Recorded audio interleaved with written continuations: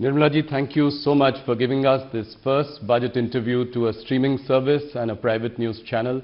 Through this interview, you will reach the length and breadth of the country through all our News 18 channels, CNBC TV 18, CNN News 18, News 18 India, and a slew of digital properties, moneycontrol.com, First Post, and News18.com. Thank you so much for this. My first question, this is your fifth budget. You were navigating two epochal events in the last couple of years. One was the ongoing pandemic and its impact, and the other was the war in Ukraine. What I would like to understand from you is what was going on in the mind of Nirmala Sitharaman, and how she was dealing with policy making in these last 5 historic years.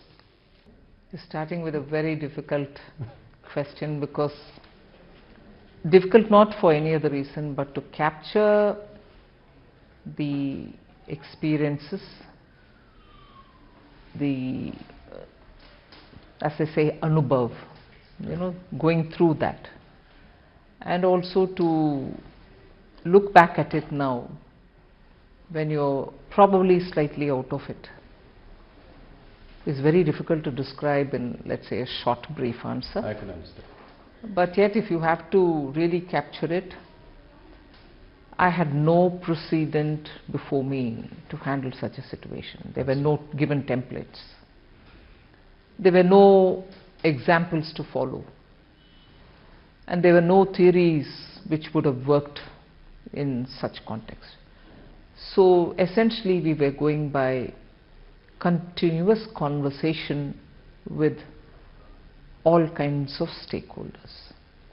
Those who have directly some thing to say about the industry and its suffering, MSME and its suffering, or even those who are observing it with a more discerning eye.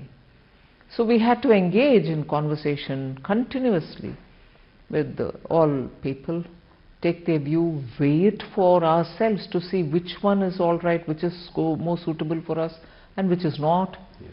And also take courage in saying it may not work out for us in one particular way, because eventually somewhere all this has got to be answerable. And therefore I think I would immensely recall the ways in which Honorable PM led the conversation with us. He would never tire himself from meeting us. He would never say not today. So with all necessary precautions taken for COVID, following the protocol, we would still meet and talk about things. But eventually, whatever has been at that time decided and put out as schemes, one thing which was not so much relevant for dealing with the pandemic itself, but yet had to be done, was not to let go the opportunity to continue the reform process. Yes. So that was carried on. But we may do so many things. We may have a stable leadership, clear-headed leadership, which stands by us and gives us the guidance under the Prime Minister. And we may come up with the proposals and also launch some specific schemes at that time to benefit, to give relief and so on. Eventually it is the way in which the people of India have absorbed it all. Actually absorbed it and found best ways to go around it with this kind of a succor which is coming from the government, or some hand-holding which is coming from the government. May not be adequate, but so the credit goes to the people of India for having so been in clued position with the government's every decision making, and kept pace with it all. And that is why today we are where we are. Entirely the way in which people of India have absorbed whatever has been done from the government side and put it to effect on the ground. You make a very important point. I think you never gave up on reforms in the last so many years. Despite, come what may, pandemic, war in Ukraine, and that I must concede. I clearly remember that many experts and economists at that time panned the government, panned India, that we were not doing enough for stimulus in the COVID period. And I remember they cited examples of Western economies, European economies, saying that, we should at least give 10 to 20% of GDP. That's the bare minimum we should do. Now, in hindsight, do you think that it was good to ignore that advice and, be tight-fisted, and that is showing up today? Yes, that is why in answering earlier your question, we had to do our homework for every such input which came in at that time. Why? We could have always said, no, this is what appeals to us, and we would have gone ahead. No, but we had to consider every such advice which came in, and also go through the depths of what it would mean, how will it be executed, whether it can really bear the results, and so on, only because whether we choose one way or not, we should know why we have not chosen a particular way and be able to justify saying our understanding was this and that's why we didn't take it. Today I have the advantage of looking back at it and say, good that I didn't take it because the results would have been very different. But the fact remains that we went through every one of the suggestions with equal open-mindedness and rigor. Nirmala ji, if I look at this budget, coming to this budget, the central theme, and you've elaborated, you've articulated it in your speech subsequently as well, but I would still like to ask this question, that there is a big push to capital expenditure on one hand, on the other you've also given a lot of money into the hands of the middle class and the rich, so that there is a consumption boom. All this while keeping the fiscal discipline in place, as you had promised. 5.9%, so that's giving some comfort to everyone. What I want to understand is, what are the few outcomes, big outcomes that you're looking at from this budget? If well executed, if the states and the center work together, I expect tourism to really see a sea change. Flow of people coming in both from one other states and also from abroad. It should actually be a good way of keeping the economy active. If that is going to be this year and also medium term, I also see the momentum that PM Vikas scheme is going to come up with. Because what it does, at least from the way in which I have done this work on understanding that scheme and to see how best it can be tailored, it touches that segment which is sort of self-employed, which has skills, which may be traditional skills, but which are very productively used, and that itself has a huge market, niche market of its own. If by launching PM Vikas, we will be able to touch upon a large section, not confined to any particular few castes, which go by the description Vishwakarma, but we are including everybody who uses his hand with some tools, produces things. That's a huge layer which doesn't get covered under A scheme or B scheme or C scheme. Now we are touching them. We are actually giving that material difference of receiving better attention, better raw material, better marketing, better professionalized way of aggregation and so on, with better fair rated credit from bank and so on.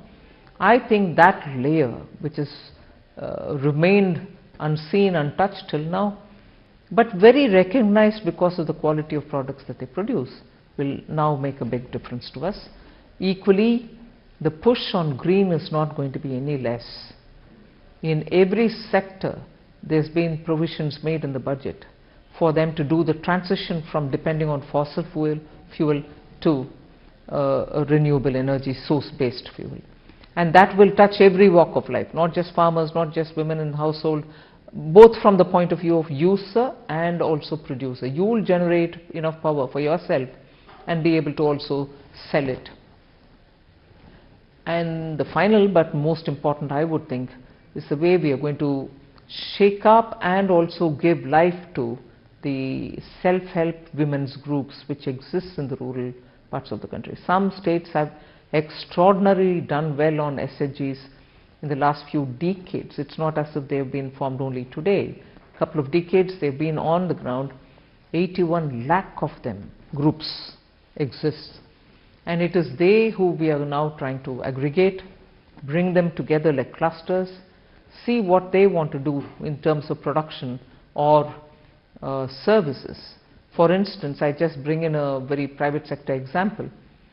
Lijjat, the papad, after all was a women's somewhat self-help group.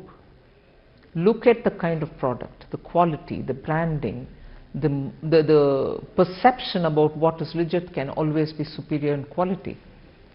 There's never a compromise on it, and people seek it, even though from the general papad pricing it is slightly higher in price, but still people prefer it. So like that, SHGs, and I don't want just to end with papad making, it should be everything else also. So depending on the skill sets available, the raw material available, we want to make sure that SHGs do come in to benefit from government policy and also through digital marketing, run professionally as well. That's interesting. You know, your budget was very well received by the markets. In fact, while you were speaking, the markets were really going up. But you know, the rout in the Adani stocks somewhat spoiled the party. You know, there is a general nervousness in the market. How does your government see this? I look at the budget for having covered all the sections of the society. We've tried, and it has been a detailing that which has consumed a lot of time in preparation of this budget.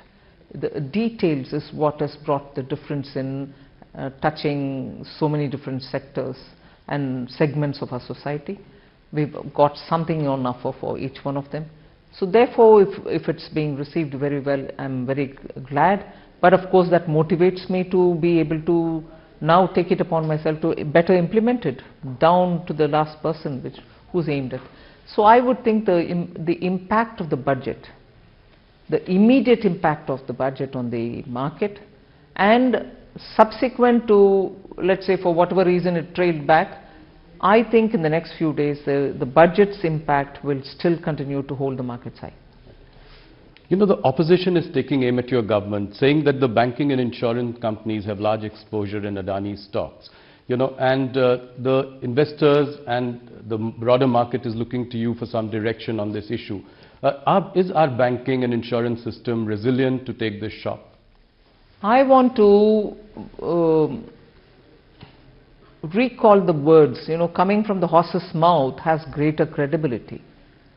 Both SBI and LIC have issued detailed statements, and I know the chairperson or the CMD has himself come out and explained how they are not overexposed or whatever they said, and also said, look, we are sitting over profits for the exposure that we have, which is well within the limit. That's what I understand they have said, and I've again read it through the media.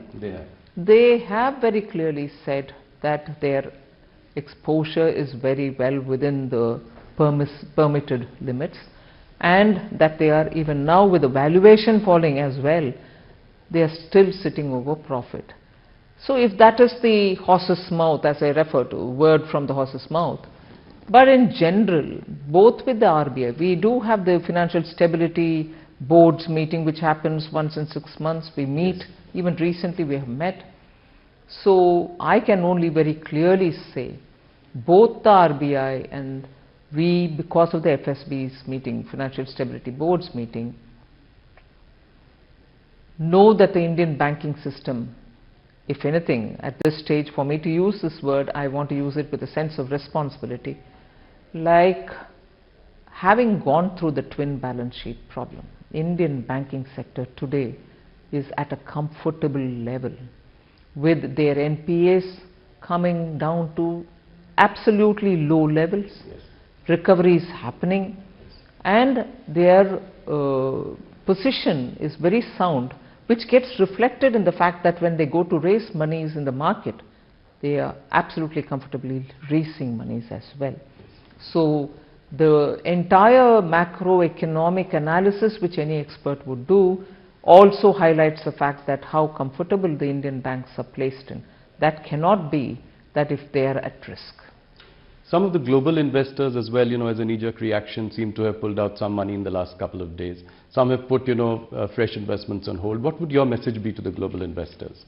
India remains as before a absolutely well-governed, stable government and also very well, regulated financial market, and as a result I think the investor confidence which existed before shall continue even now. Our regulators are normally very stringent about certain governance practices, and therefore they should, one instance, however much talked about globally it may be, I would think is not going to be indicative of how well Indian financial markets are governed. So many lessons have been learned over the decades, and therefore I think our regulators have kept our market well in prime and prim condition.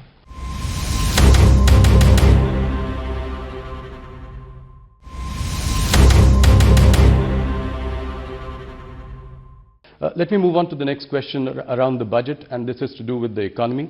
Is the current recovery due to pent-up demand, or do you think that this will be sustained? I think it will be sustained, because the pent-up demand argument was very right nearly 4-5 quarters ago, when post the Omicron we were coming back. People thought 2022 festival season was driven by revenge shopping, yes, pent-up demand and so on. But that pent-up demand won't stretch itself for more than one season, if you want to take it that way. 2022 festival season was in its normal course, and there was no exaggeration in the markets or even in consumption. So I think it has now reached a level where it will sustain itself. No, I asked this question also because the rural demand is still tepid. Looking at the commentary coming from FMCG companies in India. Also, if we look at the work under the Manrega scheme and the and FMCG results, I asked this question in this context as well. Can aggregate demand be more robust? I'm sure you observe the Indian economy as well, yes, in all its great detail. Demand doesn't remain stable, and then it doesn't remain only going upward. It does come down sometimes and does go up some other times. In fact, at that time, during the pandemic, even during the lockdown, most of us felt the rural demand is very high, and what could explain it? We thought that the farm outputs were very good, and as a result they were having quite a few money in their hand, and therefore they were able to sustain it. So that happens soon after the harvest. But rural demand even today, in terms of the people who are in the farm equipment manufacturing areas, are quite comfortable with what is going on in the rural market. It's not as if demand has affected them. So people are purchasing equipments to do their tilling or farming activities. That's one. I'm not just talking about tractors, but even the other equipments which go in. One. And second, also rural demand, which is FMCG related or your daily consumption related items. Your GST revenues, whilst I don't want to say that revenue GST going up is purely on rural, it may be urban and rural, but it means that it cannot be maintaining a sustained level if one of the segments, rural or urban, really fall down drastically. So I don't think it's worrisome, if at all, any drop. The RBI governor says that the worst of inflation is behind us. So can the RBI then take a more relaxed view of monitoring, tightening and support growth in the coming weeks and months? I realize that if I do comment, it will look as if I'm guiding the RBI or anything like that. No, broadly speaking. But I suppose yes, the way in which inflation has come down, both by RBI's action and by the government's action, and the government's action has been steady and at it for some time. So I expect, since the fall in the inflation doesn't seem to be just a momentary or a 1 month affair, it should sustain itself in the process of coming down, and therefore they should, and you're right, therefore there shouldn't be that much pressure on the central bank to keep the pace of increasing the rates. So, but the MPC will take a call. Of course. Any concern that you feel is there because of the twin deficit problems? It's not as severe as before. Yes. Yes, when exports come down, you're going to have the current account deficit. But it's also now suddenly going up as well as it was before, a couple of months ago, one. And second is also the import. Imports also keep slightly going up sometimes, but it's also coming down. If these two factors are primarily the ones which we have to concern ourselves with, monthly fluctuations I say. Yes. Fluctuations should not worry us, but if every month there is a steady decline and there doesn't seem to be a sign of increase or coming upward, uptick as you would say, if there is no chance of an uptick predicted in the next few months, then I think I should worry. But monthly looking at coming down and going up need not worry us so seriously. Okay. So next year the centre and states will spend rupees 13.7 lakh crore as capital expenditure. By any account, it's a phenomenal number. Capacity utilization in the manufacturing sector is at about 72%. My question is, when do you think that the private sector will enter this virtuous cycle of capital spending? They are in it already, I would think. There has been a minor uptick. But I've been explaining this. I'm not sure if industry is explaining it as much, but I read it. So I keep read it in the sense my inferences based on the kind of discussions which happen. India's industry, the old India industry as well as the new, which is the IT related industry, software and so on, both old India industry and this, are transitioning also with the energy related matters, are transitioning also in the way in which their shop floors are operated. So the investment that they make is not to create one more unit of what they already have.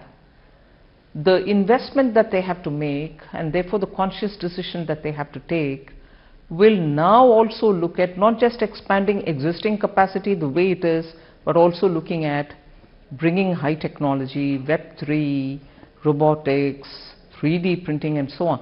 So that together with moving towards more renewable energy use, making a green product of what they are making. For instance, steel industry is facing huge barriers in Europe.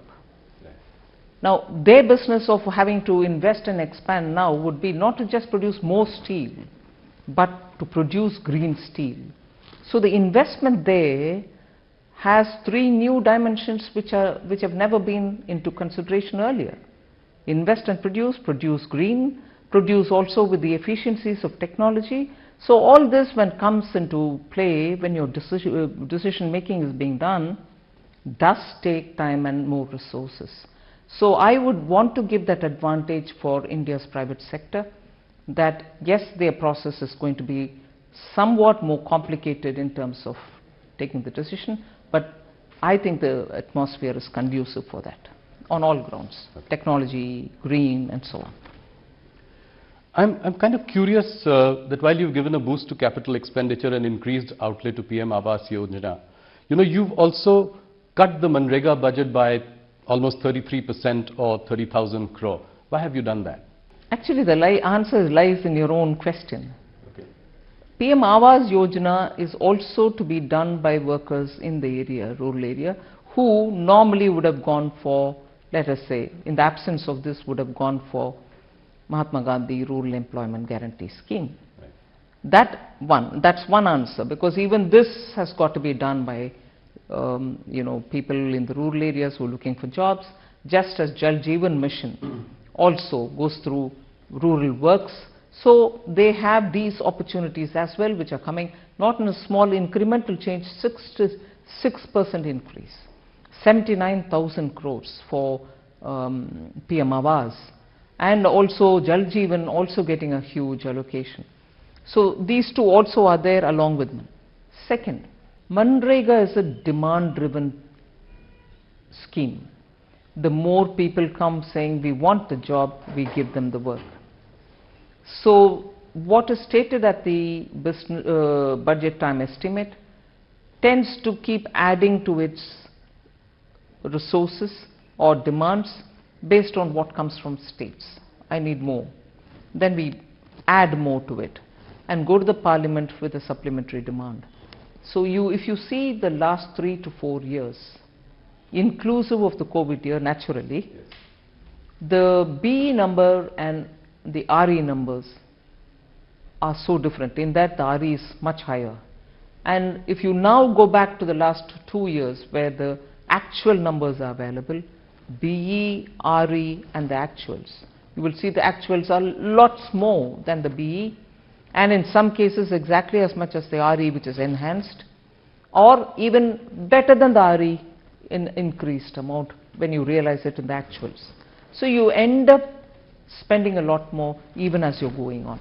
So I'm a bit now worried that this is becoming a staid question. Manrega, you cut it. Just see the pattern for the last 3 years.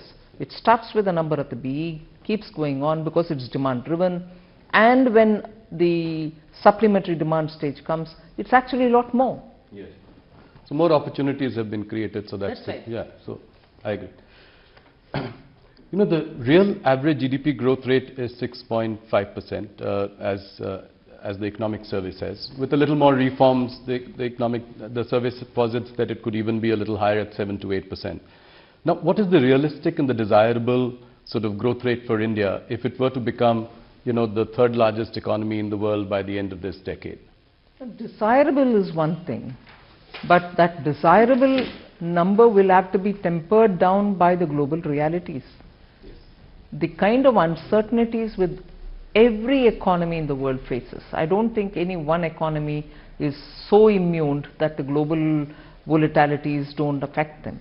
So every economy is affected, particularly for a country like India, which for at least 2 critical items entirely depends on imports: fuel, fertilizer. So when you're looking at importing that many big ticket items, your uncertainties are lots more and lots more pronounced.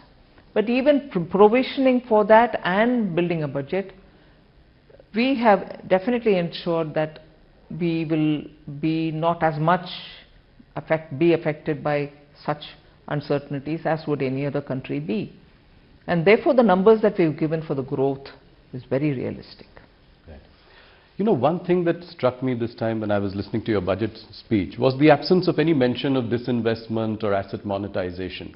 Why was that? You know, why has that at least seeming to take a back seat in the last year or so? No, it is still there in the budget documents. Right.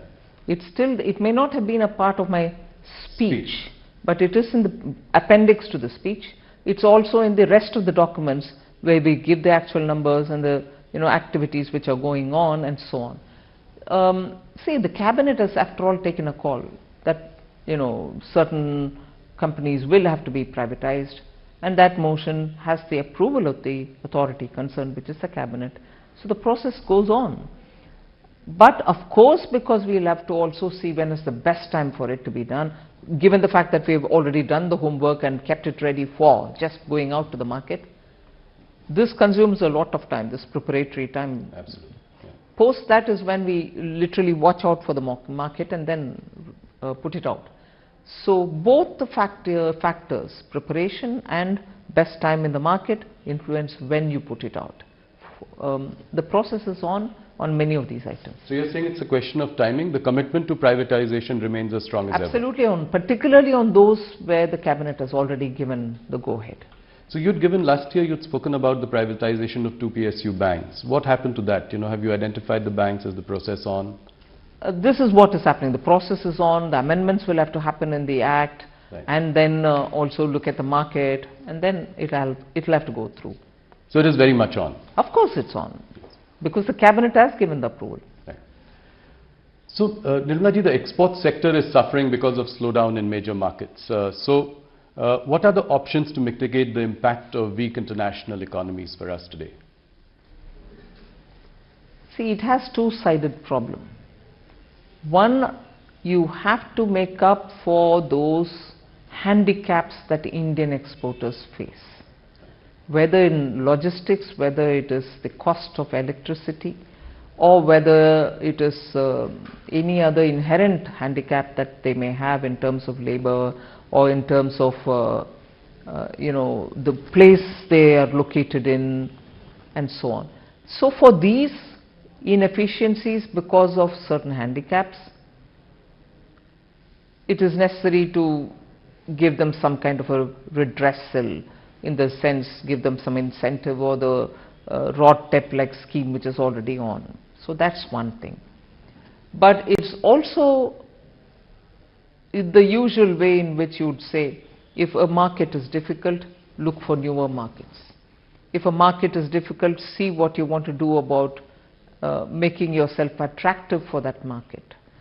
You do road shows, or you spend money in branding yourself, or you appoint such agents who will tell us about the tastes in that and preferences in that market and so on.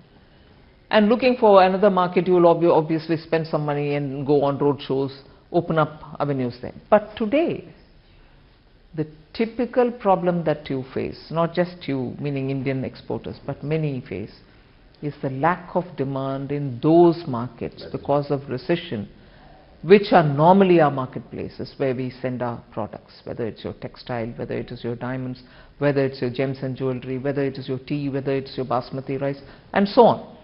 So I'm taking those which are symbolic of India. There are others, components, auto components, electronic parts, which you very well manufacture today.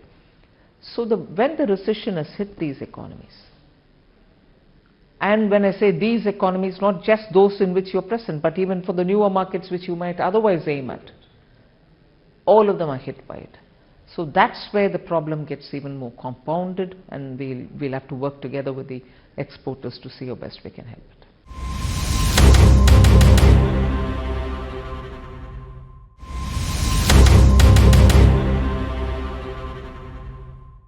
India's trade deficit with China has hit $100 billion in 2022, $100 billion in 2022. Imports keep rising, exports to China are falling. Is this situation acceptable to us? How do we really reverse this trend? No country would want its exports to languish and imports to balloon with any trading partner. But the issue has two-pronged answers. We should be conscious not to have to consume things which come, overly from only one destination. But that doesn't mean I'm imposing any view. We should also be conscious of buying it from elsewhere if it is necessary at all.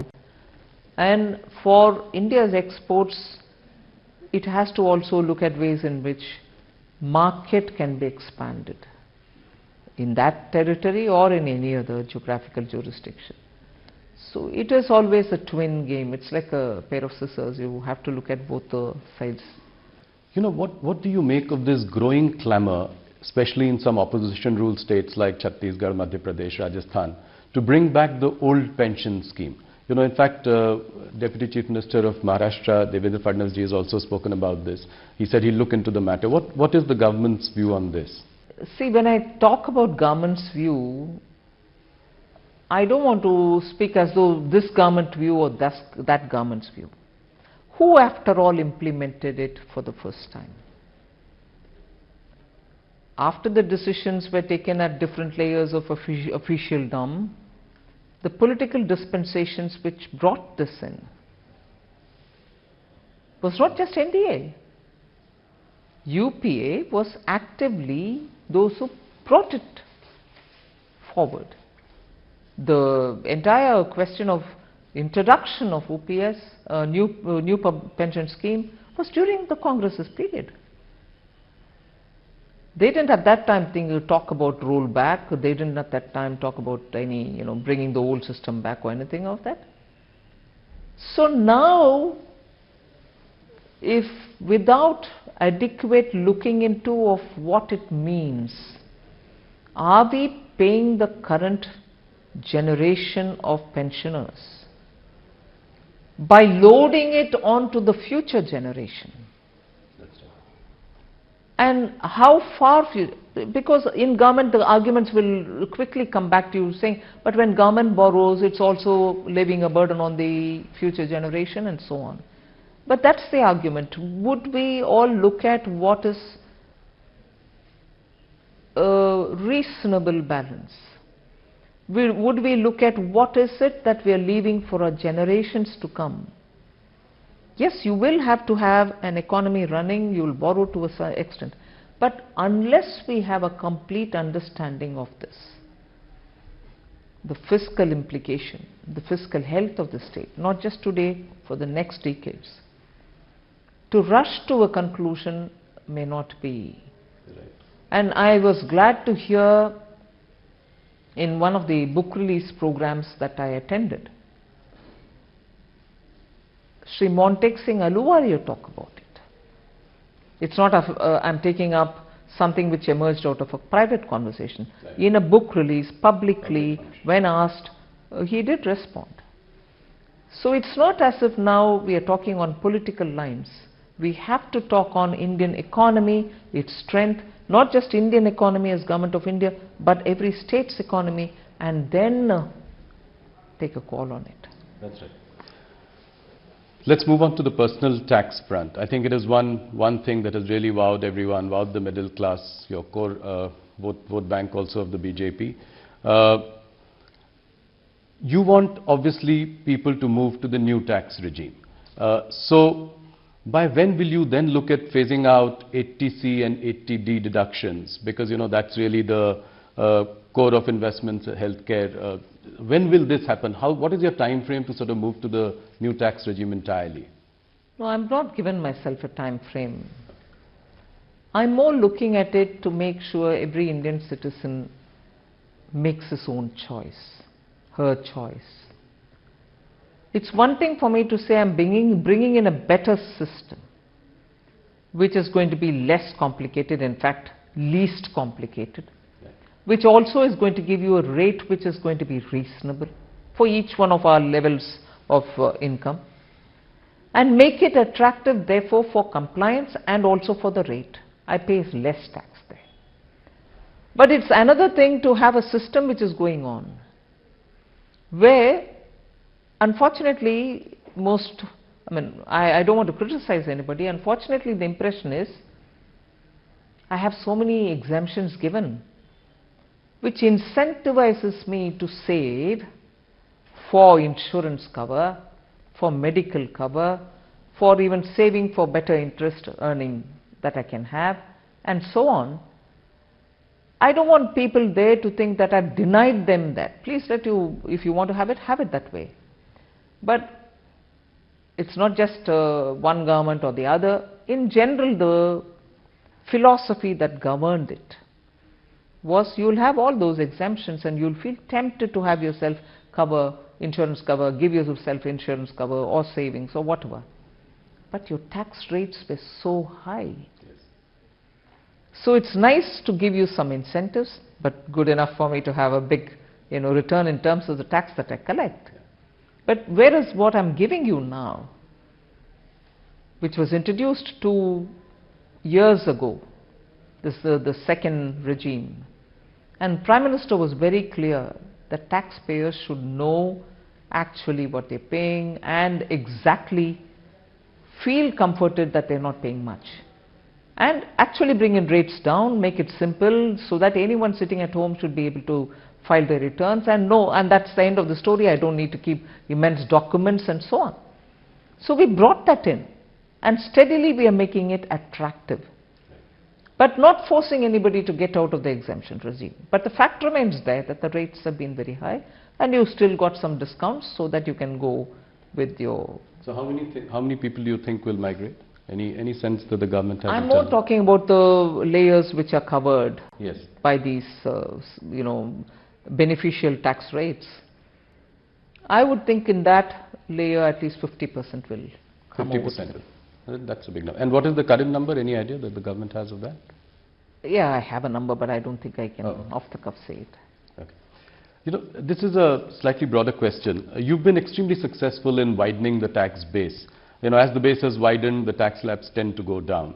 You know, do you think that could you consider in the long run bringing the top tax slab to 25%, just in line with, you know, your corporate tax rate, top corporate tax rate? Would that be the vision going forward? Well, eventually the tax rates must be absolutely low and the assessee friendly. Citizens cannot be burdened with taxation. But that is when I have widened my base sufficiently. It can't be that few people pay and they pay huge amounts and I have to run the system. It shouldn't be that. It should definitely be wider the base, lower the tax, and therefore achieve both the objectives of collect your tax from those who can pay it, but collect enough so that you are able to run your schemes. You know, the new income tax regime, there is a feeling that it disincentivizes savings. How do you react to that? I gave you the logic. Yeah. I can always incentivize you, go for insurance, go for savings, go for this, and come up with a fantastically high rate and say, all right, I've given you discounts, but I need my money. Instead, I'd prefer a completely acceptable and lower rate of interest, lower tax rate, and people to feel that, all right, I'm not being burdened, there's no reason for me to avoid or evade the tax and pay it up. And you have the choice of deciding your own saving instrument, right? You're not... I was going to say, I'm on the side, or I belong to that school of thought which says, if the taxpayer is left with more money in his hand because we collect less tax, I would think that he's the best judge to decide where he has to put his money, and he doesn't need an incentive to run his family or to protect them from ill health or to not bother about his future, save for future and so on. So why do we want to underestimate our citizens? If I give very high tax rate, then I also have to tempt them to say, all right, go about saving it because I'm giving you some incentive here. But I've left more money because I tax you less. You are the best judge to do what you want with your money. Some of the experts feel that it was a rather bold move for you to reduce the rich tax from 42.7% to 39% in what is an election year. But is it that you've given some and taken away from the other hand as well, and so it's a zero-sum game in a sense? Where have I taken away? The real estate, earlier you could move money to real estate, now the cap is 10 crore, beyond 10 crore there is no... There are a couple of... That's not taking away. It is like saying, beyond 10 crore of a house that you have, why do you want to also expect favors for a second or the third or the fourth? Correct. And there have been instances, I might say, without revealing any names or any kind of... People who bought house, sold house, made immense profits out of it, but who still enjoy these sort of, 10 crore house, I should still get my benefits from the government. So the bold move in an election year. But I'm not give and take there. Okay. I've not given away something and taken away something. I'm only giving. Okay. I've not taken away anything. So that's as I said, a bold move in an election year, because people don't expect you to do it. No, but if you're referring to the surcharge, which I brought down, and which therefore is going to give benefit to some of the upper middle class and high net worth individuals, That's it. It's also because the Indian tax system should be seen for not being so harsh. With your 30% surcharge, you were reaching a total tax of 42 point something, 75 or something. 42.7%, yeah. 42% of tax taken away. Even a person who's that, talented enough, skilled enough, and is paid very well for his contribution to the firm and has a good earning. Yes. Take away nearly 42.7. Doesn't make our system look fair. Right. And therefore we brought it. MNCs are looking at a China plus one strategy. So you've also spoken about it in your budget speech. We've seen that the manufacturing and export of mobile phones from India has really gone up. Which are the other sectors in manufacturing that could benefit out of this China plus one? Well, the PLI that we've given out with 13 sectors is definitely a China +1 list, which is sunrise sectors, which are important sectors for India to have its own strength. That's exactly the China +1 kind of a. Okay. You know, there is a funding winter in the startup ecosystem. In fact, some of the startups that were doing really well have come off their valuation highs. What is the government specifically planning to do about this? You know, this government has done a lot for the startup community in the last few years. So what next? What would you do? But I think the funding is also waiting to see more innovative startups claim for the next stage. It's not as if it's a funding winter, or it's not now a scarcity of funds. It's more funds seeing the opportunity that is available for them. And they want to look at better options also, even among the startups. Right. And India, which started in 2016 in a major push, I'm sure startups existed before, but the push happened with the Honorable Prime Minister in 2016 announcing a policy and subsequently coming up year after year some concession. So they also go through a cycle, one round done, the next round of good options. They are there, they will, I'm sure, be available. Nirmala ji, you will be meeting the G20 finance ministers and central bank governors later this month in Bangalore. What is your message to them, and what are your main agenda items that you will take up and highlight? The agenda, of course, is by now fairly well determined. We will be talking about the debt situation globally, because many countries which were even middle income countries have suddenly got into debt traps, and those traps are really vicious traps. They are not able to come out of it. Now, during the pandemic, debt servicing, there was a scheme which the IMF and also looking at the G20 formulation, there was a plan which had come, debt servicing, and many of these countries didn't have to service their borrowing for a certain period because of the pandemic, and there was a call for extending it. It was extended. But we are also making sure that enough monies are available with these institutions, multilateral institutions, so that they are able to better respond to situation, have better leverage over the funds that they already have with them.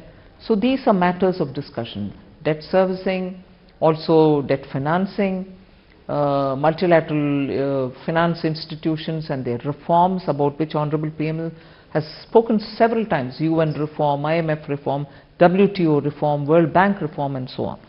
So we'll be discussing many of these.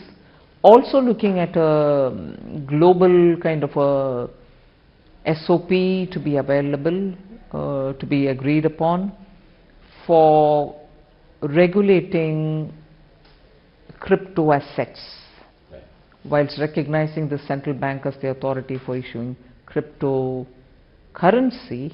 The rest of the assets which are being created outside, which are using very useful financial technologies, even those will have to be discussed, because regulation cannot be done by any one country singularly. It has to be a collective action, because technology doesn't brook any borders.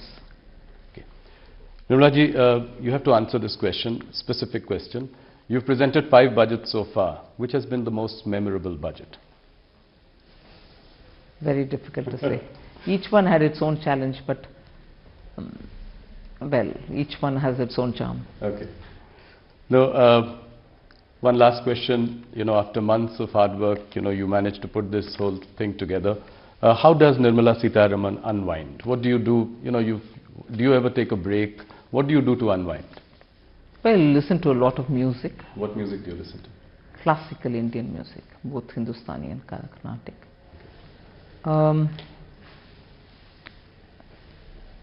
I sleep well every day. I think we should be in a happy routine. We should be in a happy place that the finance minister of the country sleeps well. Absolutely, because we have a good prime minister who's got that kind of a vision, and the strength of the leadership that he brings along helps the country. So yes, that too. Good sleep. Thank you Nirmala ji for your time. Thank you for the first interview to a private channel and a streaming service. And more importantly, congratulations on a very well delivered budget. Thank you so much. Thank you. Thanks for giving me this opportunity.